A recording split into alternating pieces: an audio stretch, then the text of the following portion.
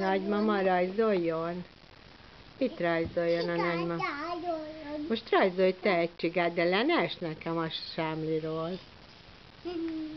Rajzoljál, hogy kell csigát rajzolni? Egy papájé. Papájé? Rajzolhatsz vele te is. Na, hogy fogja a ceruzát találni? Úgy bizony. Úgy. És most mit rajzolsz, Tekla? Mama rajzol. Mamának.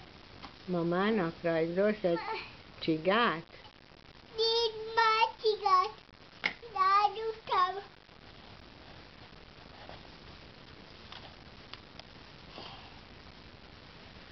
Mutasd meg a böbének, hogy melyik a anyabetű.